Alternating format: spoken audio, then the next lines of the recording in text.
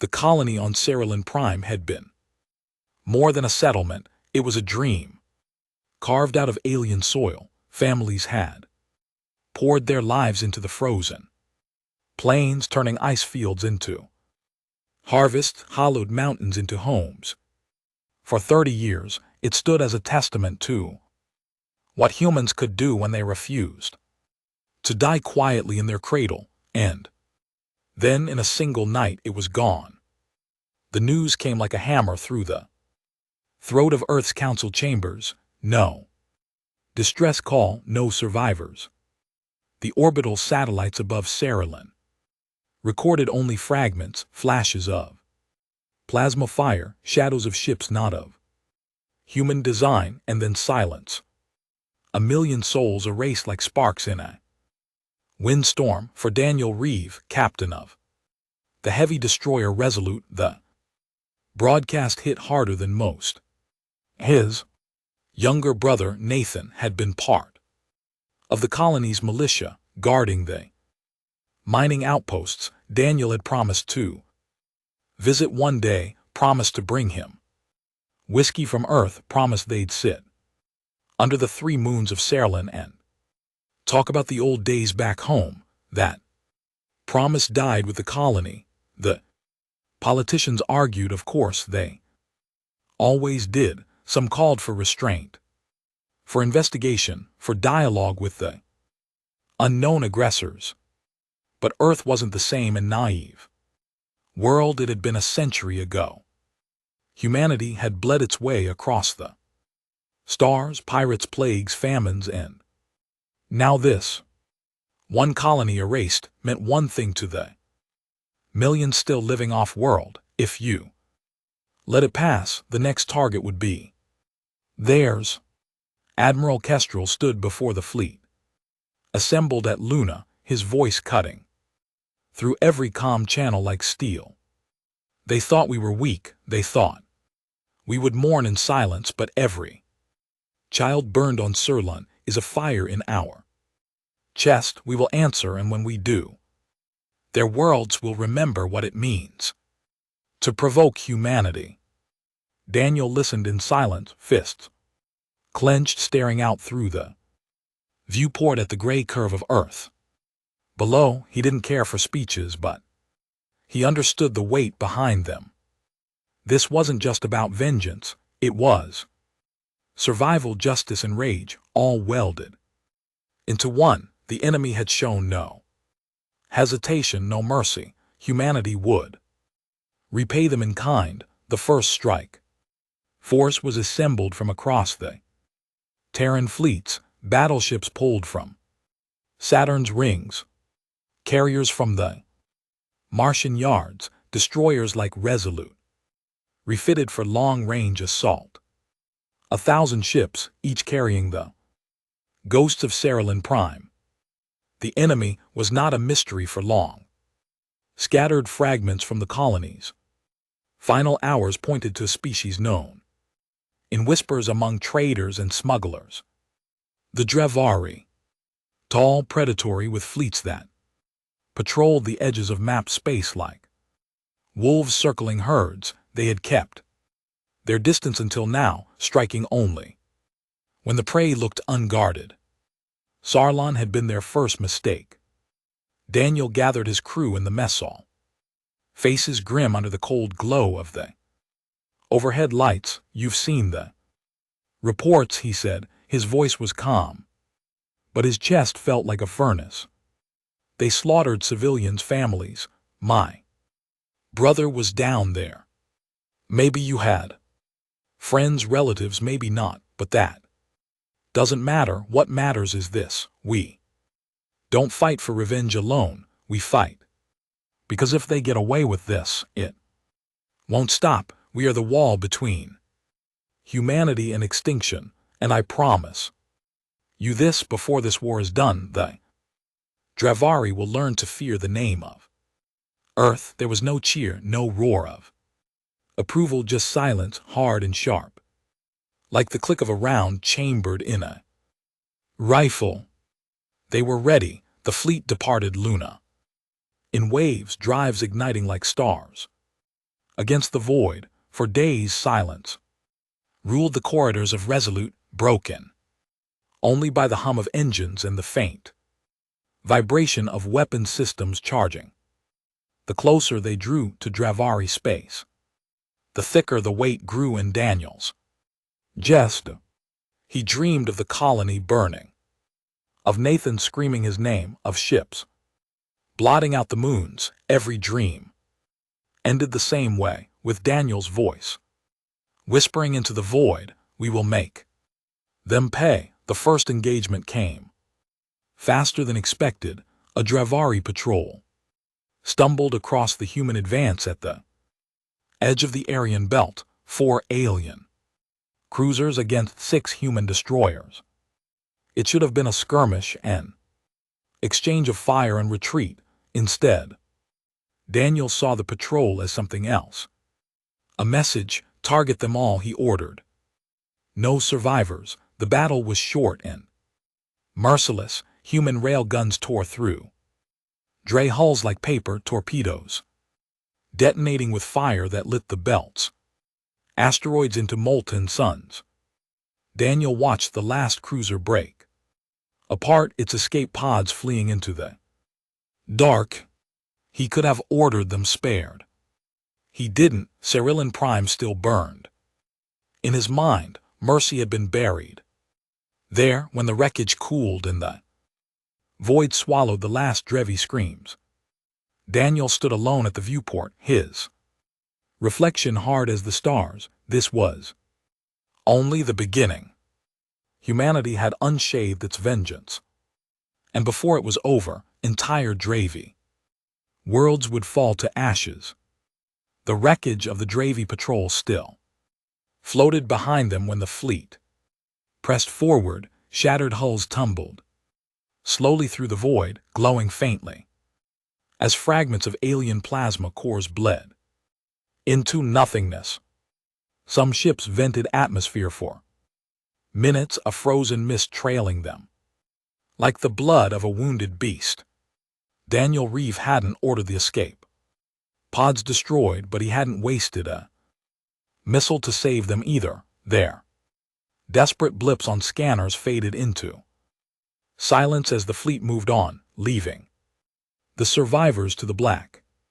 War had rules, but Cerulean had torn them apart. The Dravari had chosen slaughter, not combat, and humanity was no longer in the mood to lecture itself about restraint. For days, Resolute cut through star lanes, lit only by the glow of its ion drives. The crew stayed sharp, but the silence was different.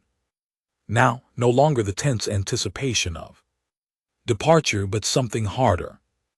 They had drawn first blood. A wall had broken inside every man and woman on board, and behind that wall lay only fire. Daniel spent long hours in the command deck, staring at the tactical map as the fleet drifted closer to the Dravari border. Admiral Kestrel's orders were clear: push deep, test their defenses, find their supply worlds, and burn them to ash. No half measures, no waiting for negotiations. The only message would be written in destruction. The Dravari responded quickly. Within a week, the fleet intercepted another formation, this one larger, 2 battle cruisers and a swarm of escorts. They came at the humans fast, confident in numbers, confident in technology. The Dravari were used to facing scattered traders, unarmed colonies, ragged militias with more courage than weapons. They had not yet seen humanity united in wrath. Battle stations. Daniel barked. The deck lights shifted to blood red. His crew, strapped into their consoles, faces grim, hands steady on the main screen. The alien ships drew closer, sleek and angular, their hulls shimmering with shields. Target solutions ready, Lieutenant Hart called from weapons. Lock rail guns on the lead cruiser. Open with torpedoes. Make them bleed before they Close. Resolute shuddered as her weapons roared. To life, torpedoes streak through the void, their trails of burning plasma, carving bright scars across the dark. Railgun slugs screamed forward faster than thought, invisible until they tore into Dravari shields and sent ripples of energy sparking across alien hulls. The Dravari answered with lances of blue fire, beams that saved through the black and hammered against human shields. Sparks exploded across the Resolute's deck as one beam grazed her flank, the ship groaning under the impact, shields at 70%. Hold them steady, Daniel growled. Return fire. The battle raged like a storm. Ships darted and wheeled volleys, crossing in deadly arcs. Human destroyers fought like wolves, circling the heavier Dravari cruisers, striking hard, then vanishing into the void before counter fire could pin them down.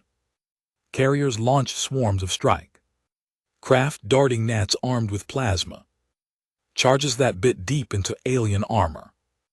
Daniel's eyes never left the screen. He saw one of their destroyers take a direct hit, split in half, venting fire and screaming voices into the void.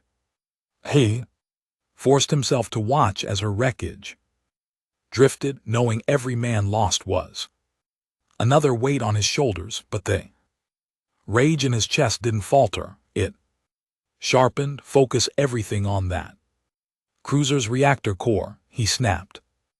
Weapons locked, rail guns thundered, and the Dravi battle cruiser shuddered. Its shields cracked like glass under a hammer. One last torpedo slammed home, and the ship erupted in a chain of fire that lit the void brighter than a sunrise. Fragments spiraled outward, glowing chunks tumbling across the black, like burning cities falling through space. The second cruiser tried to retreat, but the humans harried it, tearing its escorts apart, ripping into its engines. Daniel didn't order surrender terms. He gave only one command: no survivors. Minutes later, the last Dravari ship broke apart, split down the middle, burning silently in the dark. The silence that followed was heavier than any cheer. The fleet floated among corpses of metal, surrounded by drifting shards and dead crews. Daniel stared at the destruction and thought of Nathan. Every alien death was a repayment, but the debt was nowhere near settled. Admiral Kestrel's voice cut through comms. The Dravari thought we would crawl back to Earth. They were wrong.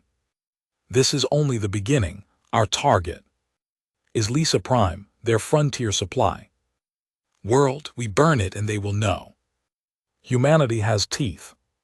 A ripple of cold anticipation spread through the fleet. Lisa Prime wasn't just an outpost, it was a lifeline for the Dravari, a hub that fed fleets with fuel and weapons. Destroying it would mean more than victory, it would mean humiliation, a wound too public to hide. The journey to Lisa Prime was long, weeks in the void, every day tightening the coil of fury. Inside Daniel's chest, he walked the corridors of Resolute at night, listening to the quiet hum of life support, the faint voices of his crew in their bunks. They try to keep spirits alive with jokes, with cards, with stories of home, but everyone carried the same weight, the ghosts of Saralyn, the friends lost in battle, the certainty that more would fall before this war ended. Sometimes Daniel found himself alone in the observation deck, staring at the endless stars. He thought of Nathan, then his brother's grin, his stubborn laugh, the way he'd written letters filled with hope about Saralyn's future. Daniel would never forgive himself for not visiting sooner, for not being there. That guilt had hardened into something Else now, not just sorrow but fuel. Nathan's voice was in his head, whispering, "Don't stop, make them pay." When Lysser Prime appeared on the horizon, the fleet's tension broke into readiness. The planet filled the viewport, a green and gold world wrapped in clouds, ringed with orbital stations and shipyards. It looked peaceful from a distance, like any human colony, but every satellite, every cruiser in orbit was a reminder. This was enemy soil. Admiral Kestrel's orders were blunt: no negotiations, no warnings, strike with everything. Leave nothing for them to rebuild. The fleet surged forward, carriers disked waves of fighters darting through the void like knives of fire. Destroyers locked rail guns on orbital stations, ripping metal apart with brutal precision. Torpedoes hammered into shipyards, detonating reactors that blossomed into fireballs large enough to scorch the planet's upper atmosphere.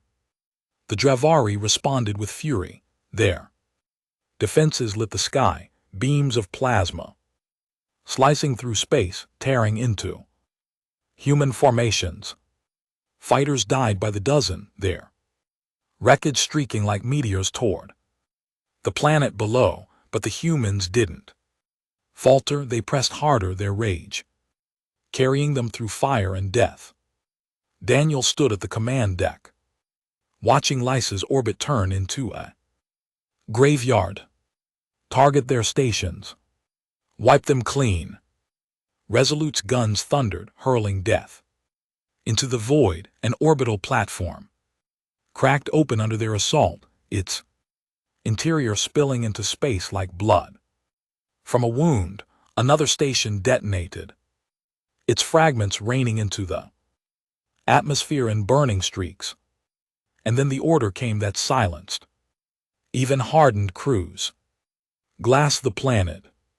For a heartbeat, Daniel froze. The words hung in the air like ice. Glassing meant orbital bombardment until cities turned to ash, until soil itself melted into glassy plains. It was not war, it was annihilation. But then he thought of Saralyn, of a million lives erased in silence. He thought of Nathan, and he gave the order: target their cities. The fleet descended into brutality. From orbit, rail guns and plasma batteries rained fire onto the surface. City erupted in storms of light, towers collapsing into ash, streets splitting into rivers of molten stone. The screams of Lysera echoed faintly across comm channels as Dravari civilians tried to flee, but there was nowhere to run. Humanity's vengeance fell like judgment, unrelenting, absolute. For hours the bombardment continued. Forests burned, oceans boiled, mountains cracked under relentless fire. By the time the guns fell silent, Lysser Prime was no longer a world, it was a scar. Ash hung in its atmosphere, storms of glass and fire churning endlessly. On the command deck, Daniel stood in silence, his hands gripping the rail. His crew stared at the screens, faces pale, eyes hard. They had done what was ordered. They had avenged Sarlon in blood 1,000 times over, and yet Daniel felt no peace, only emptiness. Admiral Kestrel's voice rang across the fleet. Let every Dravari world see this. Let them know what comes when they spill human blood. Lysa is only the first. The cheers that followed were hollow. Thin, they echoed through Daniel's ship like ghosts. Later, alone, he sat in his quarters, staring at a hollow image of Nathan. His brother's face smiled back at him, frozen in time, unaware of the war to come. Daniel whispered to the empty room, "I did it, Nate. I burned their world, but why doesn't it feel like enough?" Outside, the fleet turned Toward its next target, humanity had drawn a line in fire, and there was no turning back. The war had only just begun. The scar of Lissa Prime still haunted every viewport. The world had burned beneath the fleet, its clouds turned black, its oceans steaming, its cities nothing but skeletal ruins buried under layers of ash. Humanity had answered slaughter with annihilation. But the Dravari were not a race to cower. They were predators, and predators bit back. It started with whispers, scout drones vanishing on the fringe of Dravari space, a supply convoy torn apart near the asteroid mines of Orvos. Then came the first blow that mattered. A human colony on Hayden's Reach went dark, not with the silence of orbital bombardment, but with screams across comms cut short by static. Survivors reported Dravari raiding parties, burning settlements, taking prisoners. It was no longer one massacre. It was war. Daniel Reeve read the reports in silence. Every line felt like a blade carving deeper into his chest. Lissa hadn't broken the Dravari. It had enraged them, and now humanity was facing not isolated patrols, but an empire in full fury. The fleet regrouped at the Aryan Belt, battered but unbowed. Admiral Kestrel stood at the center of the command chamber, his face carved from stone. They think we'll hesitate. Now they think we'll regret what we did to Lissa, but regret is for cowards. They want war, we'll give it to them. Every strike they make, we'll answer. With 10, Daniel studied the faces of the other captains. Some were eager eyes, burning with the same fury that had fueled the glassing of Lissa. Others carried shadows, their silence speaking of the weight on their souls. They had seen what vengeance looked like, and they knew there was no turning back. Dravari struck first. A fleet of 20 ships descended on the mining colonies of Vera 9, overwhelming defenses, slaughtering civilians, then vanishing before reinforcements could arrive. The hollows of the aftermath sickened Daniel more than he wanted to admit. Burned out habitats, bodies floating in the void, survivors huddled in wreckage. He thought of Saralin all over again. When the human fleet finally tracked the Dravari raiders, the battle was unlike anything before. It began in the shadow of a dying star, its light dim, its surface writhing with storms of plasma.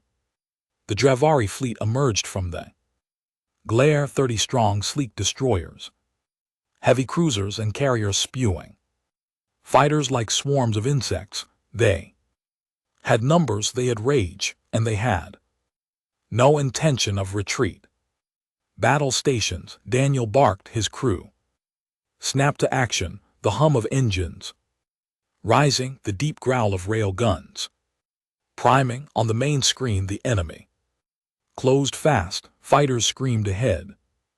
Cloud of death. Human interceptors met them in a frenzy, weaving between beams of plasma, missiles streaking in white trails. Explosions lit the void, turning the black into a storm of fire and debris. 2 enemy destroyers moving to flank. Hart shouted, "Bring us about rail guns." Full spread. Resolute thundered as slugs tore through space, slamming into Dravari hulls.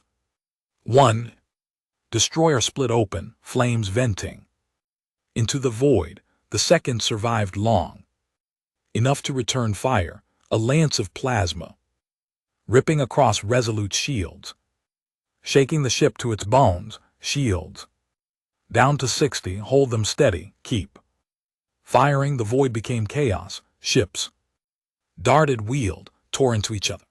With relentless fury, Daniel saw one of their carriers take a direct hit, its hangars erupting into fire. Fighters.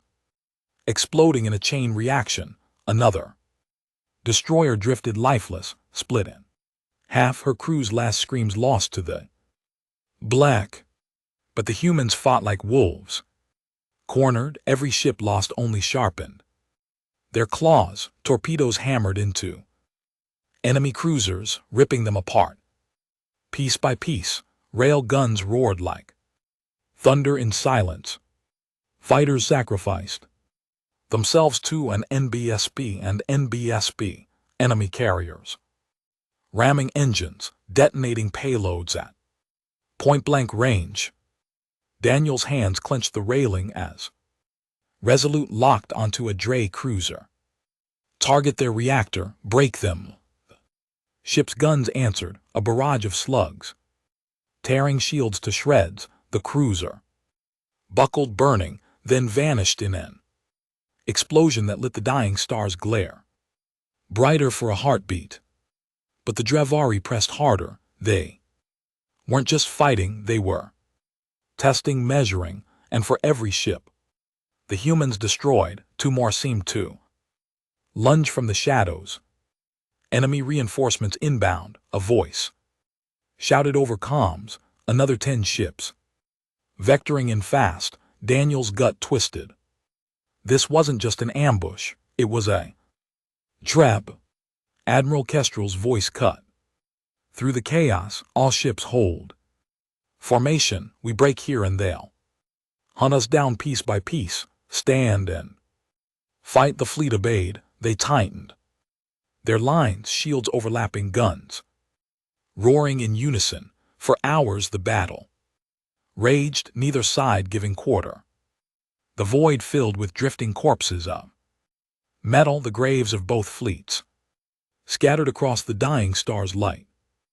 Daniel lost track of time. He only knew the rhythm of battle, orders shouted, alarms screaming, the ship shuddering under fire, the endless cycle of striking and bleeding. His crew fought like demons, every man and woman carrying the memory of Serlin, of Lysa, of Veyron. At last the tide turned. Human persistence, brutal and unrelenting, began to crack the Drevari line. Their cruisers faltered, their carriers burned, their fighters dwindled. The humans pressed harder. Every shot a hammer, every torpedo a dagger to the heart. And then, as suddenly as it began, the Drevari broke. Their survivors fled into the dark, engines flaring, leaving wreckage and fire behind. The battle was won, but the victory was hollow. Of the 1,000 ships that had left Earth, hundreds were gone, carriers burned, destroyers shattered, thousands of human lives snuffed out in silence. The void around the dying star was a graveyard of twisted metal and frozen corpses. Daniel stood at the viewport, chest-heavy, eyes fixed on the drifting wreckage. His crew moved in silence behind him, tending to wounds, patching systems, counting the dead. They had survived, but survival felt like a curse. Later in the Fleet Council, Admiral Kestrel spoke with the same steel as always, but even his voice carried a weight. We bloodied them. They'll remember this battle for centuries, but make no mistake, they are not broken. The Drevari will come again, harder, stronger. We cannot fight them on their terms forever. Some captains argued for retreat, for regrouping near Earth, for consolidating defenses. Others demanded escalation. More glass worlds, more vengeance, until the Drevari bent, the council fractured. Voices rising, fury clashing with caution. Daniel said little. He stared at the hollows of the battle, the tally of dead, the burned wrecks of his fleet. And he thought of Nathan, of Carolyn, of the promise he had made to himself. When the council turned to him, he spoke quietly but with fire beneath every Word we cannot go back if we show weakness now, if we let them think they can bleed us without consequence, then every colony we've built will fall. This war is not about vengeance anymore. It's about survival. Either the Dravari learn to fear us or humanity dies in the dark. Silence followed, then slow nods. Even those who had doubted knew he was right. But as the fleet limped away from the graveyard, Daniel felt no triumph, only exhaustion.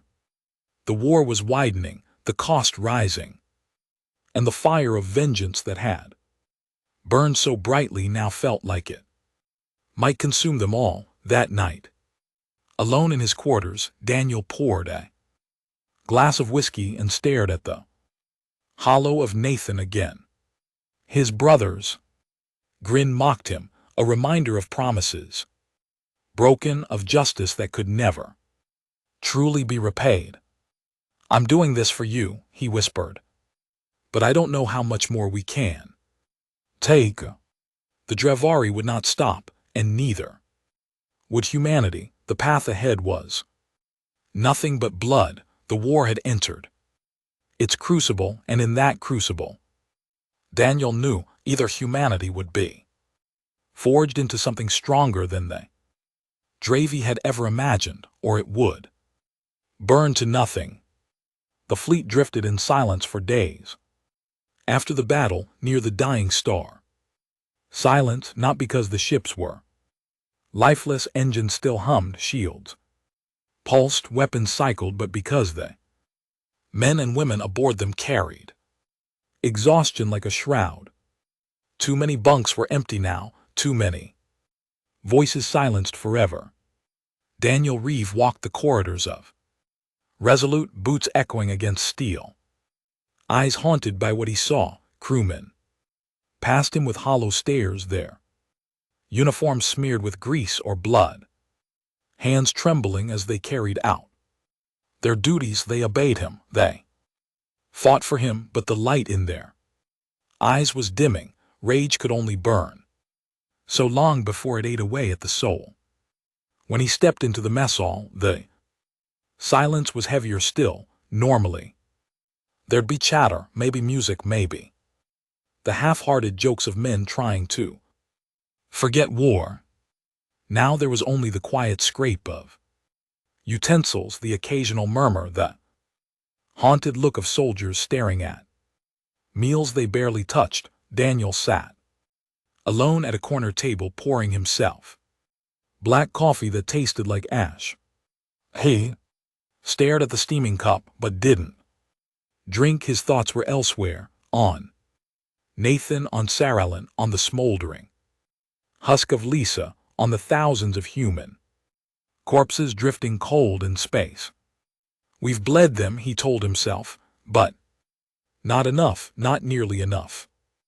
The Fleet Council convened again 2 days later. Holograms flickered in the war room, captains, admirals, scarred faces from across the surviving fleet. Admiral Kestrel stood at the center, shoulders square, voice sharp. "We've confirmed intelligence on Dravari. Fleet movements, they're massing near the Helios Rift, building for a counter strike that could crush our outer colonies if we don't move first. But there's something else." The room stilled. Kestrel gestured, and a new hollow filled the air. A blurred image, grainy, captured by a long-range drone. It showed something massive in orbit above a planet, a construct jagged, towering, bristling with energy conduits. "This isn't a shipyard," Kestrel said. "It's something older. Our analysts believe the Dravari found this relic centuries ago and built their empire around it. Reports suggest it's a weapon, something that can crack a world's crust from orbit." Murmurs rippled through the chamber. If true, such a weapon meant the Dravari hadn't destroyed Saralyn with ships alone. They'd erased it with something far worse. Daniel's jaw tightened, his mind replayed the silence of Saralin's last transmission, the suddenness of its death. No ships could have done that so quickly, but a weapon like this, yes, it explained everything. Then we know what we have to do, Daniel said, his voice cut through the murmurs like a blade. Find it, destroy it, make sure they can never use it again. Kestrel's eyes met his hard, approving. Agreed, the target is on Veas 3 deep in Dravari space. It will be defended heavily, but if we can, an NBSP, that weapon, we and NBSP, their pride, and we show them humanity doesn't bow.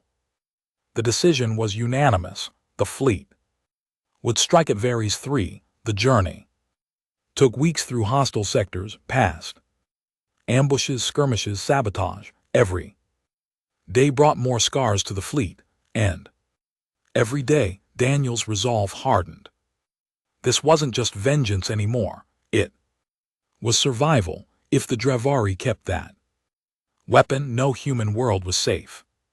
When they emerged from slip space near Veas 3, the crew of Resolute stared in grim silence. The planet was a wasteland, barren and gray, scarred with canyons that stretched like veins across its surface. Above it hung the relic. It was vast, dwarfing any human station. Black metal, jagged spires, glowing veins of energy that pulsed like a heartbeat. It looked less built than grown, alien in design, ancient in presence. Around it swarmed a fleet, Dravari cruisers, destroyers, carriers, a wall of steel and fire. Daniel felt a chill crawl up his spine. He had seen battlefields, he had seen glass worlds, but this thing was different. It radiated menace, an artifact of something older and crueler than the Dravari themselves. Battle stations, he ordered quietly. His crew obeyed without hesitation, though fear flickered in their eyes. The fleet surged forward. The Dravari met them head-on, their ships wheeling into tight formations, lances of plasma lighting the void. Human rail guns answered, torpedoes screaming across space, fighters clashing in clouds of fire. The battle ignited like a storm. Resolute shook under the first volley, alarms screaming as shields buckled. Daniel gripped the railing, barking orders, his voice steady even as fire rained around them. Hold the line. Press through their flank. That relic is the target. Don't let them pin us here. Ships exploded on both sides, blossoms of fire tearing apart the black fighters. Darted like wasps, missiles carving deadly trails. The void became chaos, wreckage spinning, flames scattering across the stars. Through it all, Daniel's eyes stayed fixed on the relic. It pulsed brighter now, as if aware of the threat. Energy gathered along its spires, power building in waves. Captain Hart's voice cracked. That thing, it's charging. The relic flared, and a beam of energy lanced out, striking a human cruiser dead on. The ship disintegrated instantly, split apart, her crew obliterated before they even screamed. God help us, someone whispered. Daniel didn't flinch. His voice was iron. Then we cut its heart out before it fires again. Helm, take us closer. All guns, target those conduits. Resolute roared forward, her guns blazing, rail slugs hammering into the relic's surface.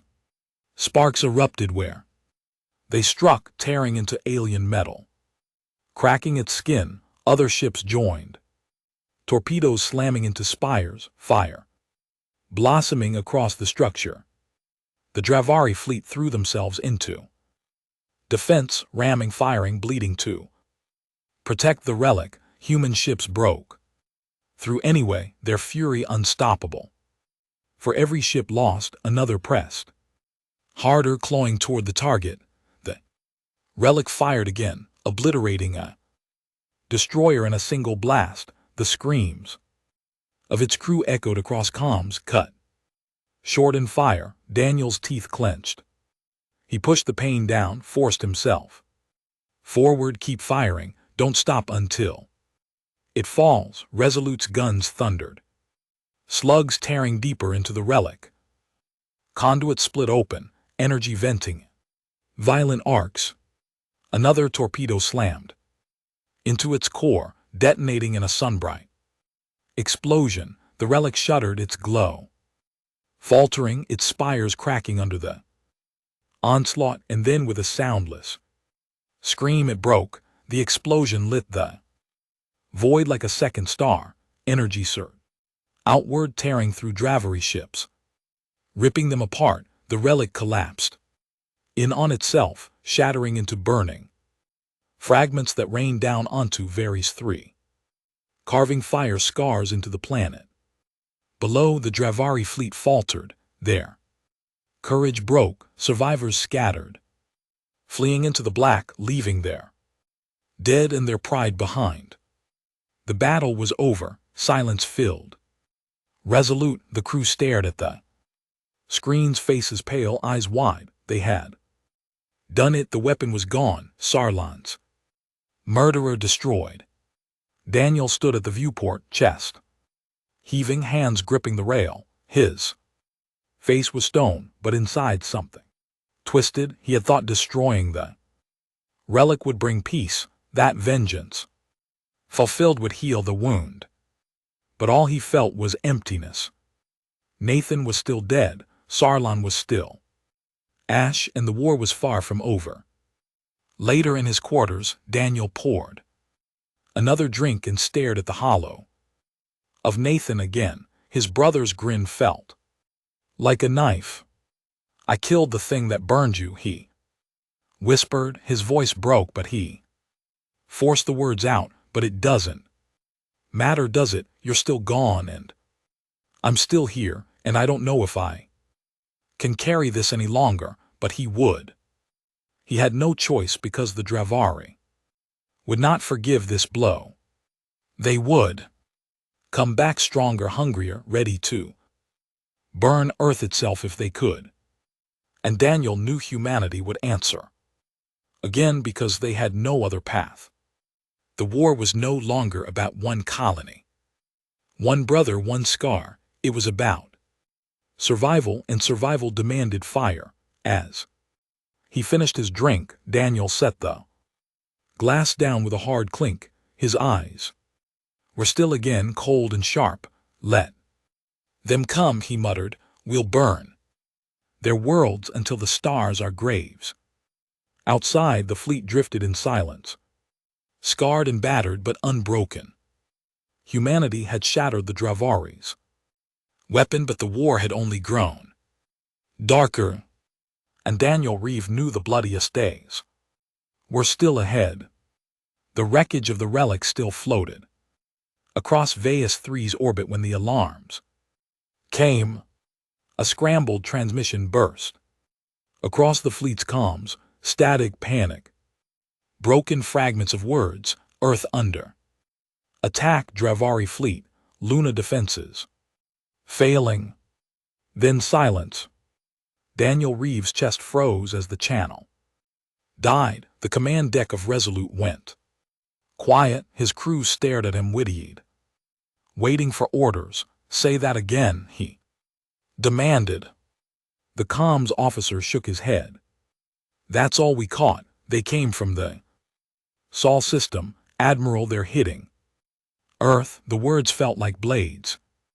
Earth, the cradle, the heart, the one place they thought untouchable, the place they'd always believed distance and offenses would protect.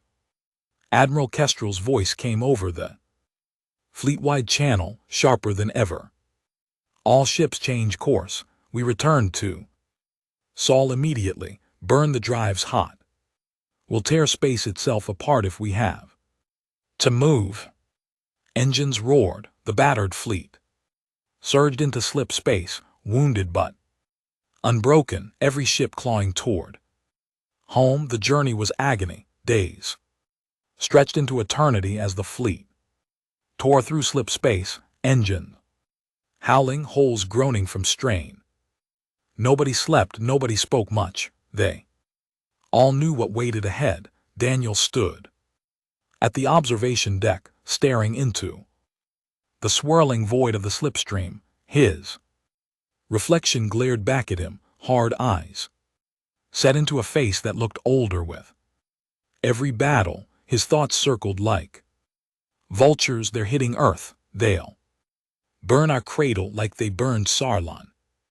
My brother died there, but if they scorch Earth, we all die. Our past, our future, all of us. He slammed a fist against the glass, knuckles cracking. Not Earth, he muttered, not while I'm breathing.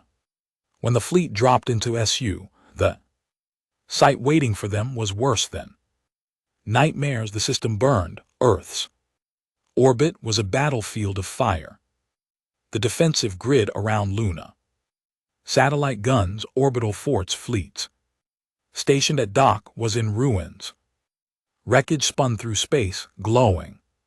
Fragments of metal, shattered stations, trailing debris. Ships lay broken in orbit, burning as they tumbled, and above it all, swarming like vultures, was the Dravari fleet.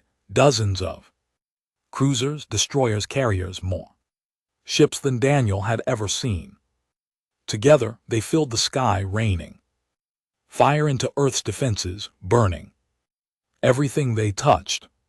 The comms lit with desperate cries from ground stations. This is Houston Command. We're taking bombardment. God, the skies are falling. Tokyo archaeology breached. Tens of thousands dead already. Luna colonies gone, just gone.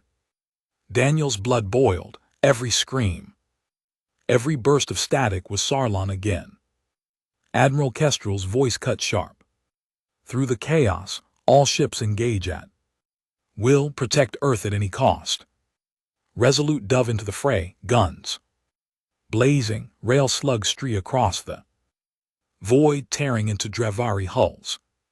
Torpedoes roared, detonating in blossoms of fire. Fighters screamed past, weaving through enemy swarms, detonating payloads in suicidal bursts. The void became hell. Dravari cruisers rained beams of plasma onto Earth's atmosphere.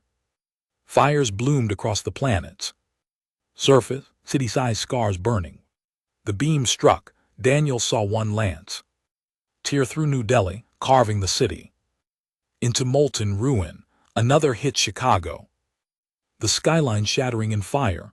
Target that cruiser. Daniel barked, voice snarl, rip its guts out. Resolute's guns roared, hammering into the ship.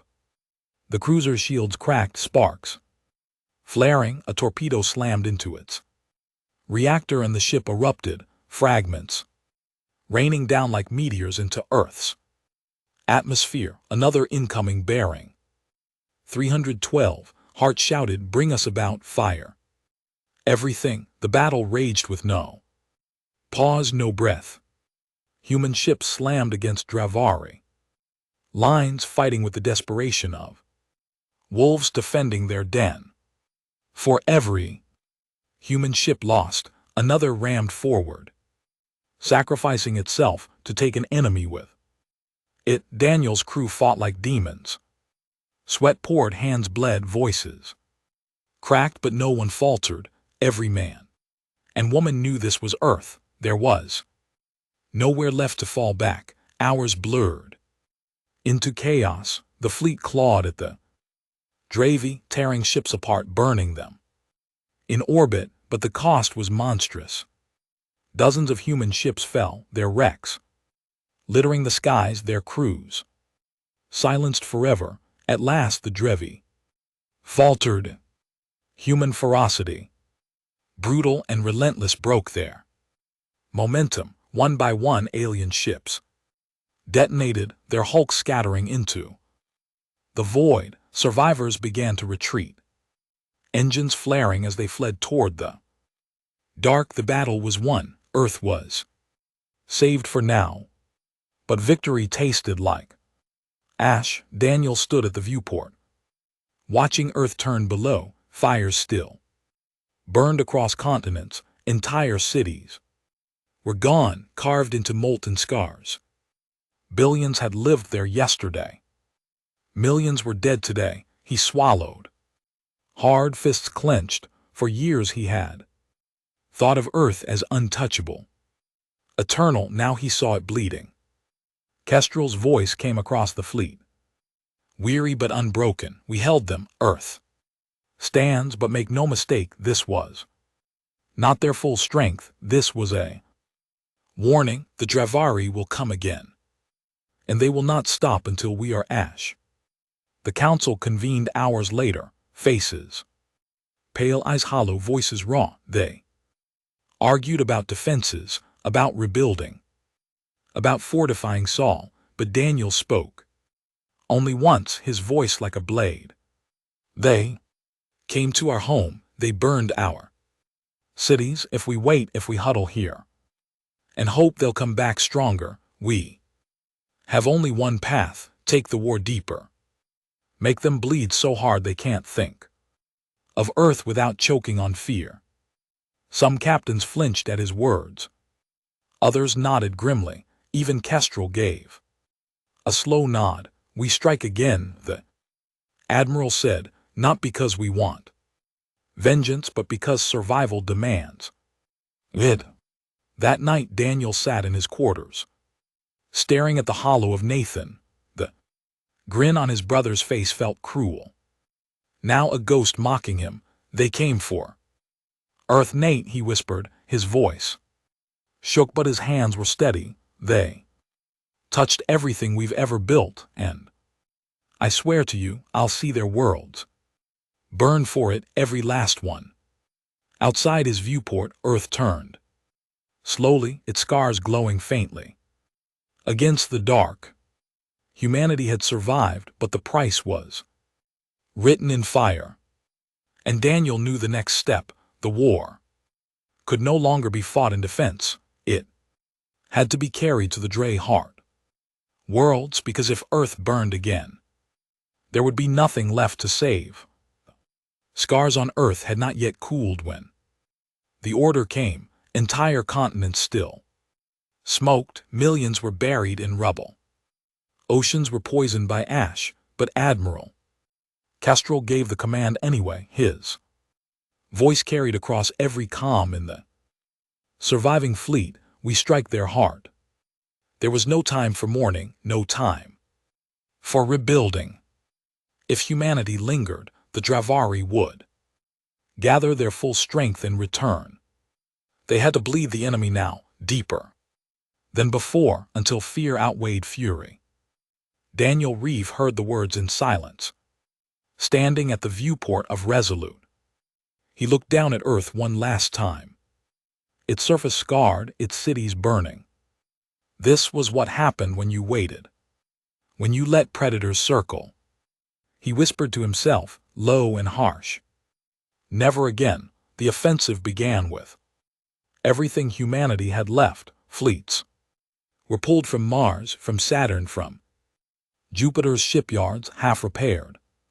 Cruisers, battered destroyers, carriers, still bleeding from the last battle. Every hull that could still move was pressed into service. In the void above Luna, thousands of ships formed into the largest Terran armada in history. It wasn't clean, it wasn't polished, but it was deadly.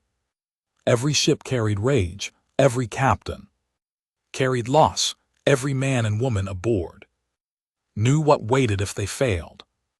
Extinction. Admiral Kestrel addressed them all one last time, his face filled the hollow screens, lined with exhaustion. Carved with steel, we are not fighting for glory, we are not fighting for revenge, we fight because we have no choice. If we falter, humanity dies. If We stand, humanity endures, strike with fire, strike with fury, let them learn. That earth does not kneel, a roar echoed.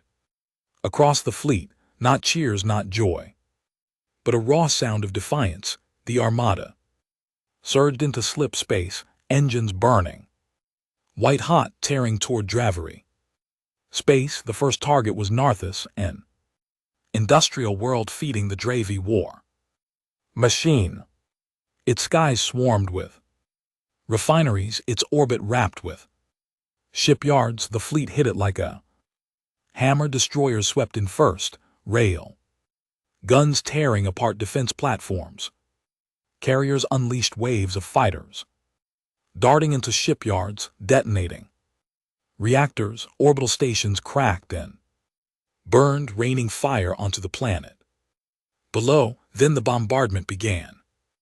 Daniel gave the order without hesitation. Glassett Resolute's guns thundered, raining molten fire into Narthus' surface. Factories erupted, cities melted into ash, oceans boiled. The world that had fed the Dravari fleets for centuries was erased in hours. Daniel watched in silence, fists clenched as the planet burned. He thought of Nathan, he thought of Earth, and he told himself it was necessary.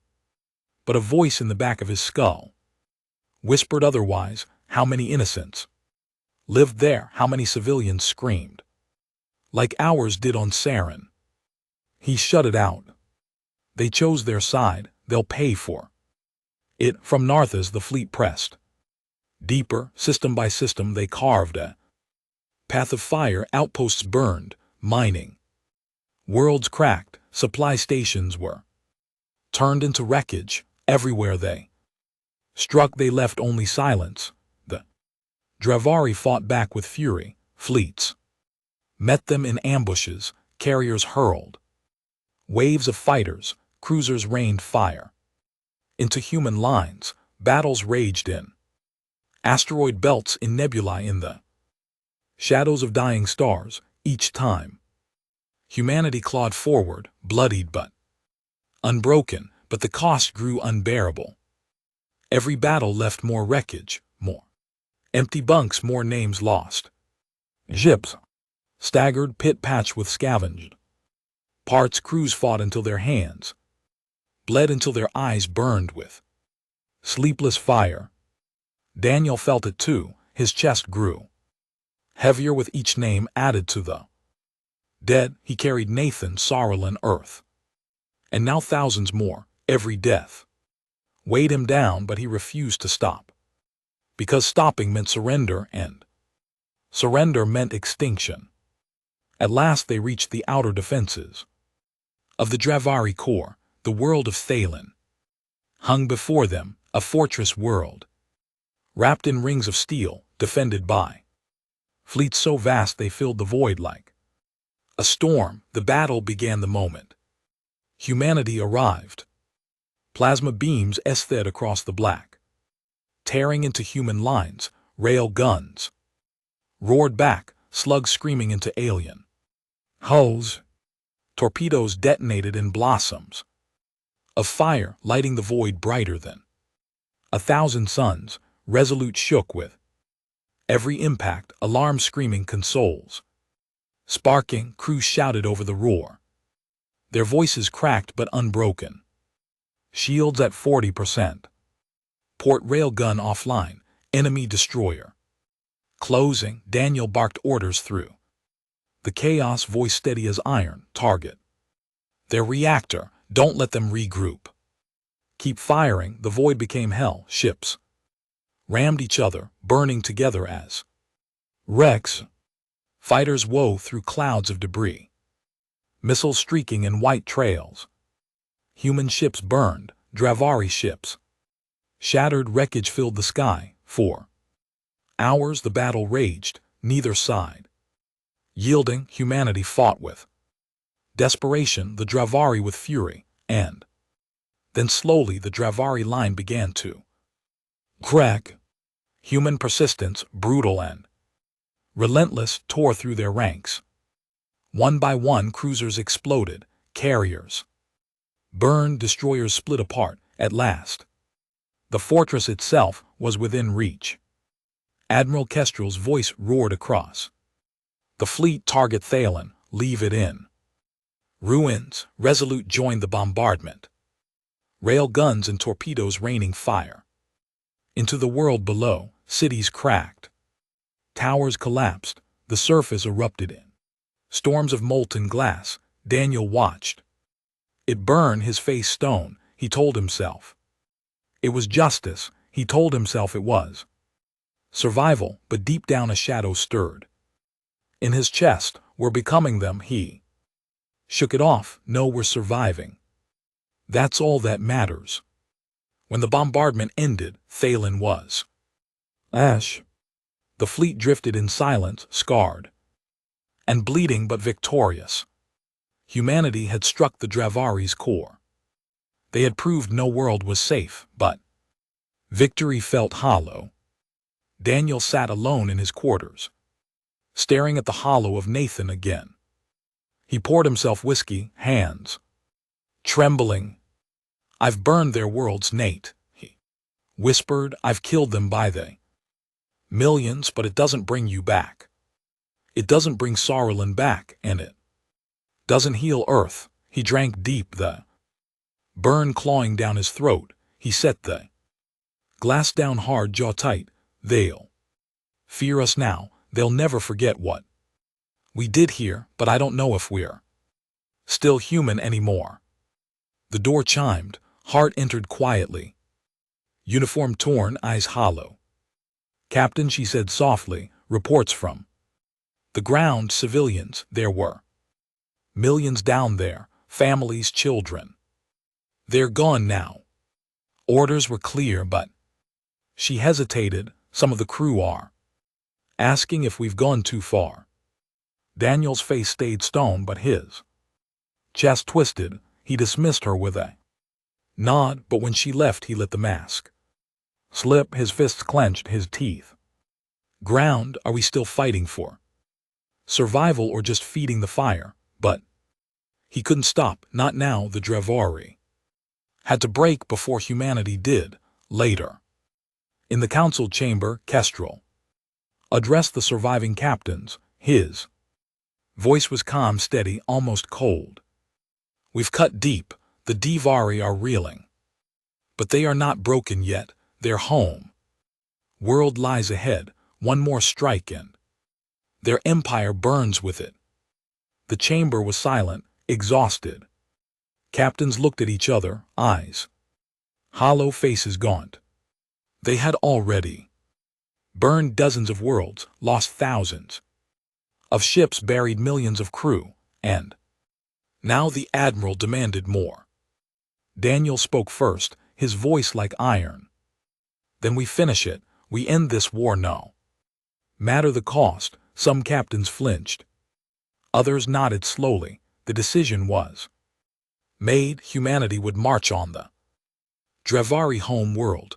That night Daniel couldn't sleep. He stood at the viewport, staring into the endless stars. He thought of Nathan. He thought of Carolyn. He thought of Earth burning. And he whispered low and harsh, "When this ends, there won't be anything left of them, not a city, not a name. Nothing, and maybe then I can rest." But even as he said it, he didn't believe it, because vengeance had no end, and humanity was already drowning in fire. The fleet gathered in silence before the jump. Thousands of ships hung in formation, scarred from endless battles, patched with scavenged plating, their holes blackened with soot. Every vessel carried ghosts, every deck echoed with the voices of the dead, and ahead of them lay the last step, the Dravari home world. Daniel Reeves stood on Resolute's command deck, staring at the tactical map. The planet's image glowed faintly. In red, a massive world of oceans and spires, the beating heart of the empire that had burned Sauron, scarred Earth, slaughtered billions. "This is it," Admiral Kestrel's voice cut. Across the fleet hard as iron, we break them here or the war never ends. There. Fleets will fight to the last ship. Their world will resist to the last breath. But we do not stop until they are ash. Humanity demands it. The dead demand it. Daniel's jaw clenched. He thought of Nathan, of Sarlon, of Earth's burning cities. He thought of every friend buried in wreckage, every crewman screaming into static. His chest burned with rage, but beneath it something heavier stirred, a question he didn't dare voice. If we erase their world, what's left of us? He shoved the thought down. There was no room for weakness. Now, the fleet entered slip space with engines burning at maximum thrust. Hours stretched into eternity as the ships screamed through the void, each heartbeat heavier than the last. Crews sat at stations in silent, hands trembling, eyes fixed on screens, waiting for the moment the stars would open and hell would begin. When they dropped into Dravery space, the void exploded in fire. The home world filled the viewport. Blue-green jewel wrapped in rings of steel, orbital fortresses bristled with weapons, defense grids lit the sky. Fleets larger than any Daniel had ever seen swarmed in formation. The Dravari were waiting. Battle stations, Daniel roared. Resolute came alive, rail guns primed. Torpedoes armed, shields flared. The hum of engines turned into a growl. The crew moving with sharp precision despite the fear in their eyes. The Dravari opened fire first. Beams of plasma lanced out, cutting through the void, smashing into human shields. Ships erupted in blossoms of fire, wreckage tumbling into the black. Port destroyer down, Hart shouted. Voice raw, keep the line steady. Return.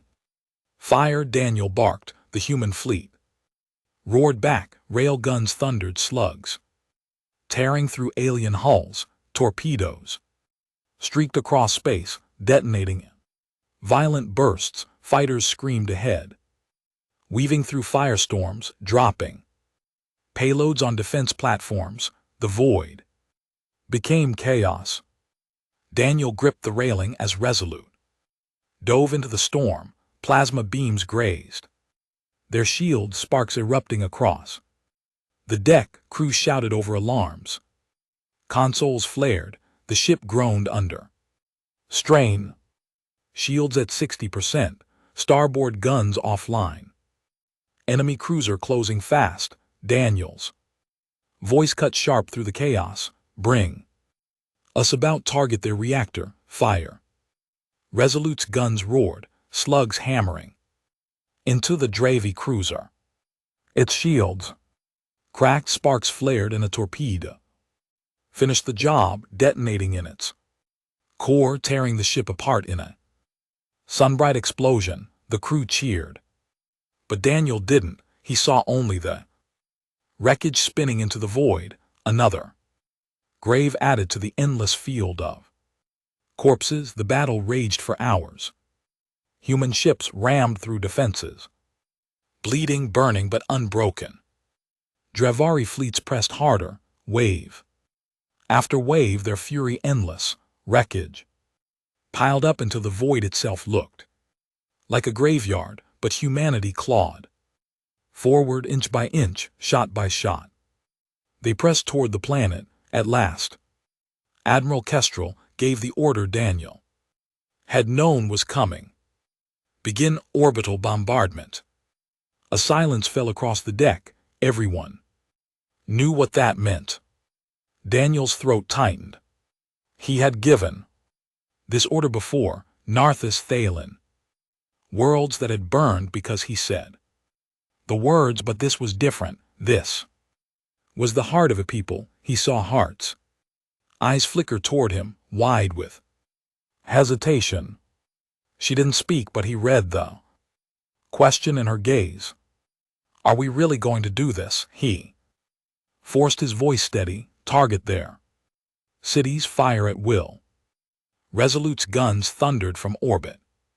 Molten fire rained down. Towers crumbled, oceans boiled, cities turned to storms of ash and glass. The Divari screamed across comms, desperate, furious, begging for mercy. None came. The human fleet poured fire into the planet, relentless, merciless. Daniel watched from the viewport, face stone, chest burning. He told himself it was justice, it was survival, it was the only way. But deep down he felt something crack. This isn't war anymore. This is slaughter.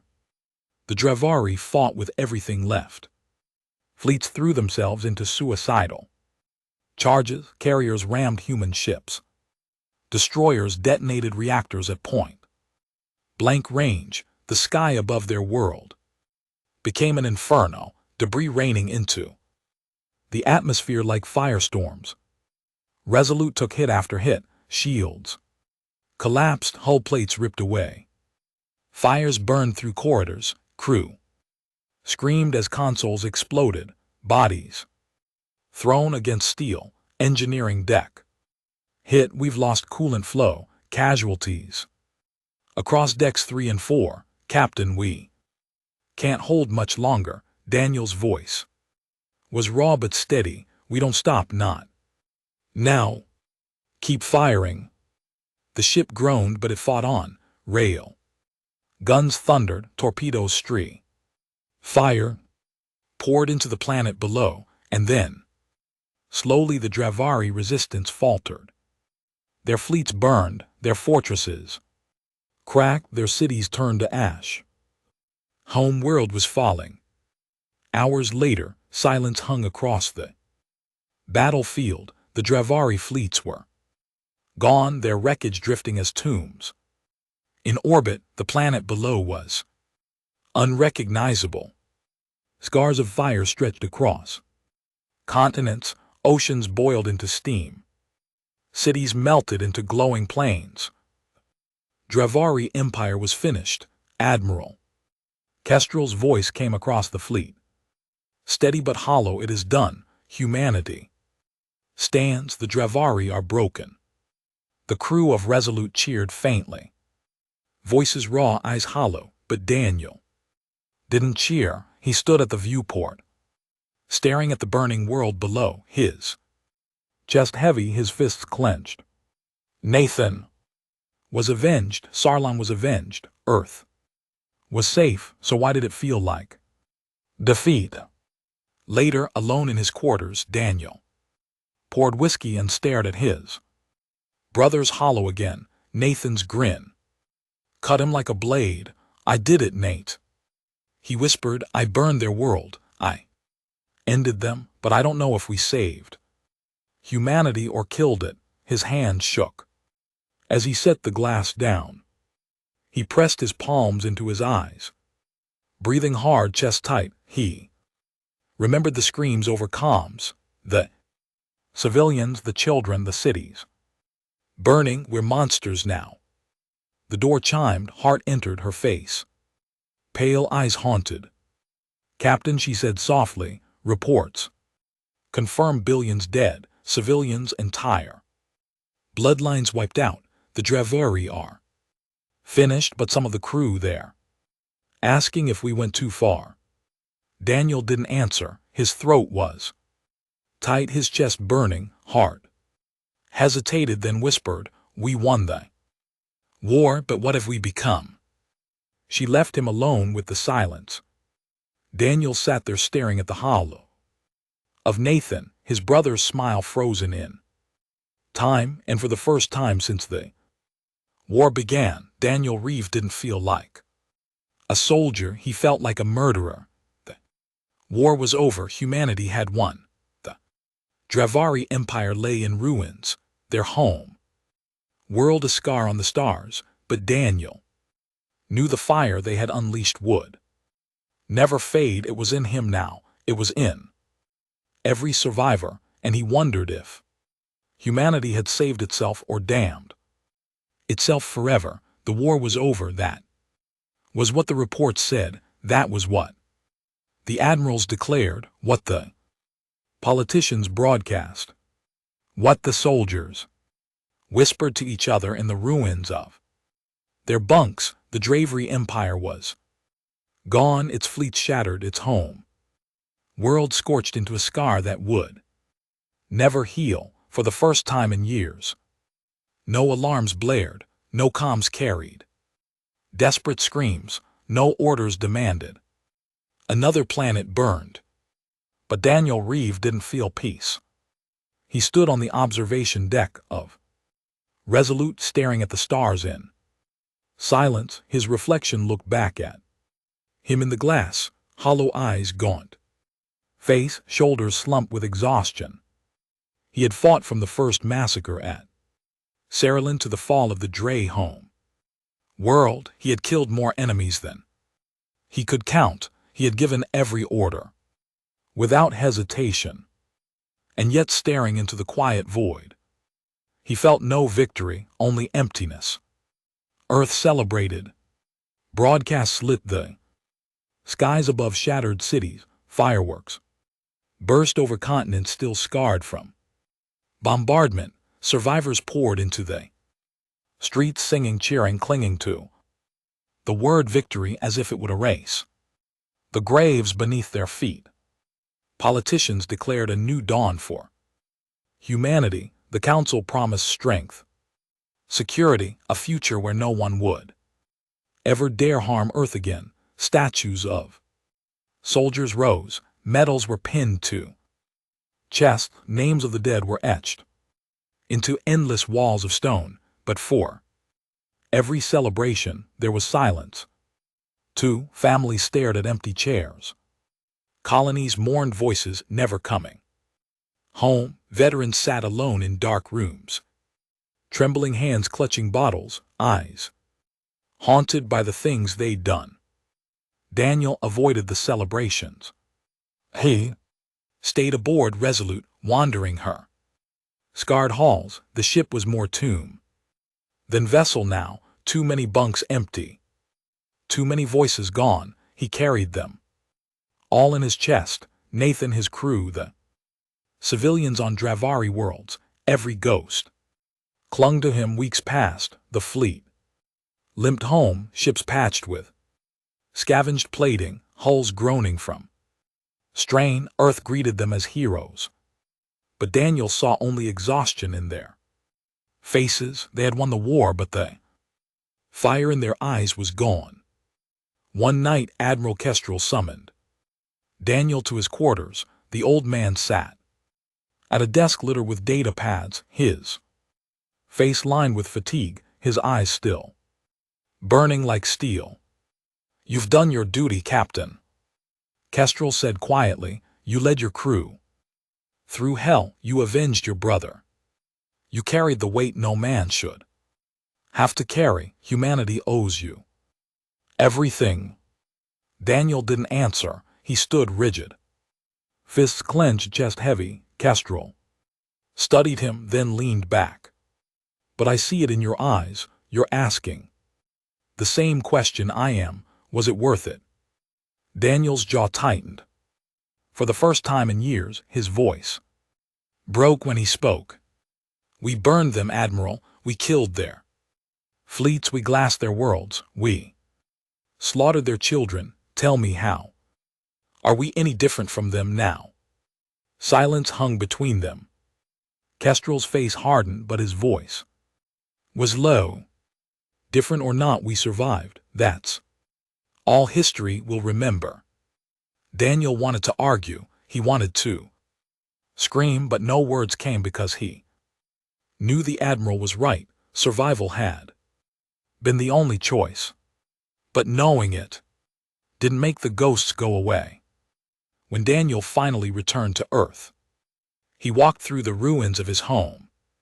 City towers still crumbled, streets still cracked, fires still smoldered in the distance. He passed families huddled in shelters, children staring with wide eyes, survivors clutching ration packs. Some recognized him. They whispered his name, pointed, called him a hero, but Daniel didn't feel like one. He felt their stares burn into him, not with gratitude, but with questions.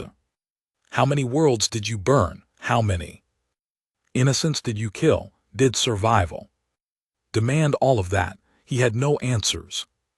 One evening, Daniel found himself in a cemetery outside the city. Thousands of graves stretch across the field, white stones glinting in the fading light. He walked among them, boots crunching on gravel, reading names etched into stone. Soldiers, civilians, children. He stopped at one stone, Nathan Reeve.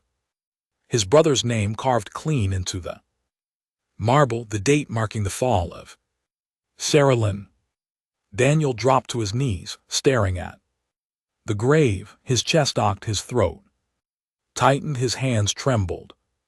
I did it, Nate, he whispered.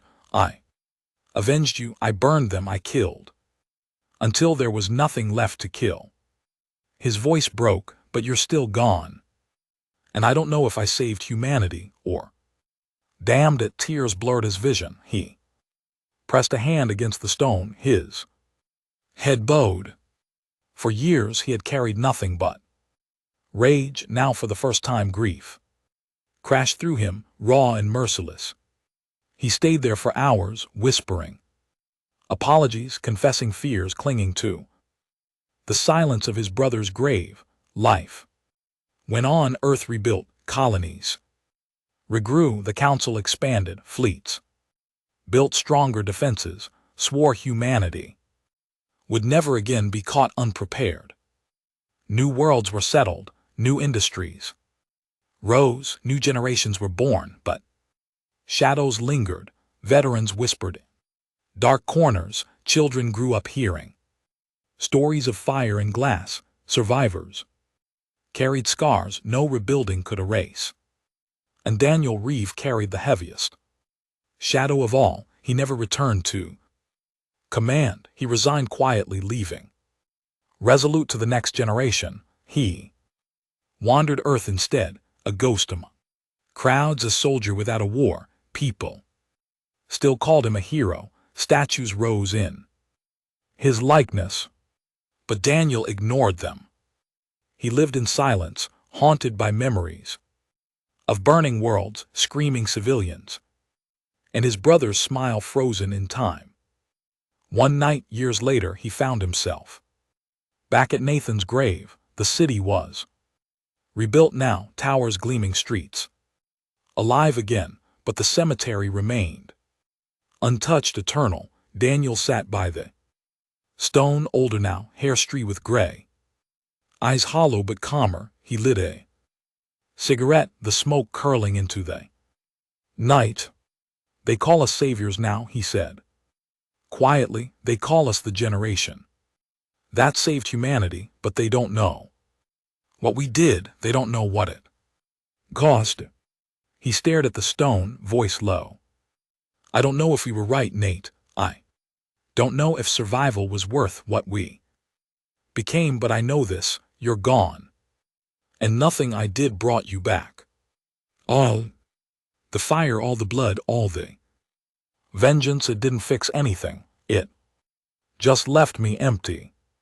He sighed, smoke drifting from his lips. But maybe that's the truth of war. You don't win. You just survive, and survival feels like losing in slow motion. He sat in silence, the night air cool, the stars bright above, and for the first time in years, Daniel felt something close to peace. Not because the ghosts were gone, they never would be, but because he had finally spoken the truth aloud. The war was over, humanity lived. But Daniel Reeve knew the cost, and he would carry it to his grave.